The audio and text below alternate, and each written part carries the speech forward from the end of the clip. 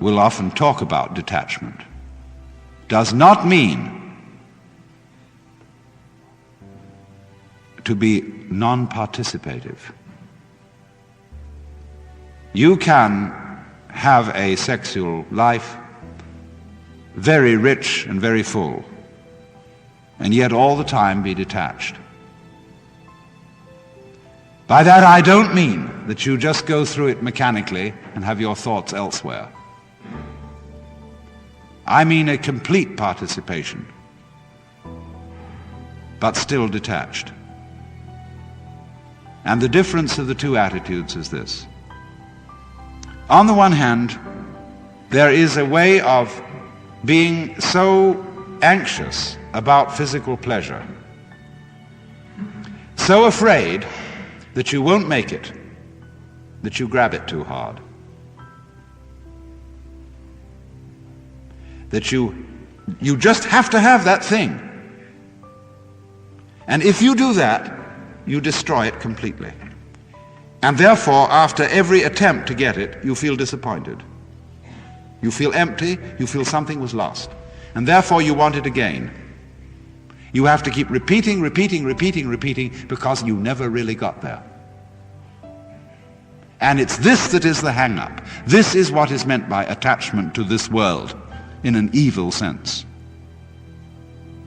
But on the other hand, pleasure in its fullness cannot be experienced when one is grasping it. I knew a little girl to whom someone gave a bunny rabbit. She was so delighted with the bunny rabbit and so afraid of losing it that taking it home in the car, she squeezed it to death with love. And lots of parents do that to their children, and lots of spouses do it to each other.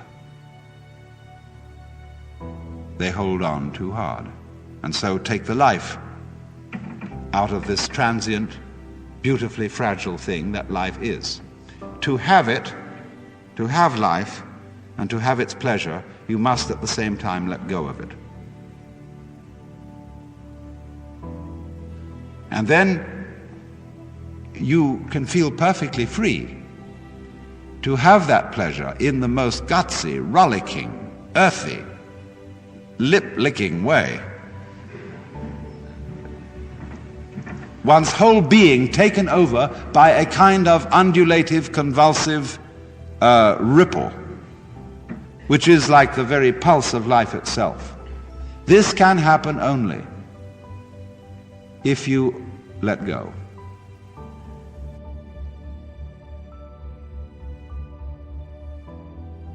What do you mean happiness? What exactly do you mean by happiness? If you translate a particular sensation as happiness, you call it happiness, a particular sensation that is there. You separate yourself and use that knowledge about the happiness that is put in there and translate that and tell yourself that you are happy. You understand? All sensations are very short-lived. They can't last forever.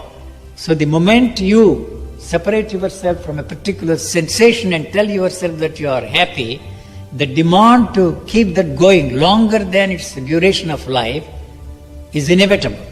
So what all you are doing to stretch that and keep that going on and on has turned that into the opposite unhappiness. You are stuck with unhappiness. Same is the case with the pleasure. You want to be in that state of pleasure all the time. It is just not possible. So you are turning pleasure into pain. You know, we are not ready to accept it. And all those religious jokers tell us, we have some ways, we teach you the techniques of meditation, yoga, this, that and the other, and you will be in a permanent bliss. The demand for permanence in every area of our existence is the cause of human misery. There is no such thing as permanence at all. Well, I keep saying, de-emphasize anxiety. Reassure people.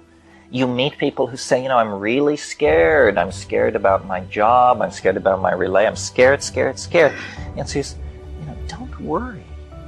You don't know enough to worry. That's God's truth. who do you think you are that you should worry, for crying out loud? I mean, it's a total waste of time. It presupposes such a knowledge of the situation that it is in fact a form of hubris.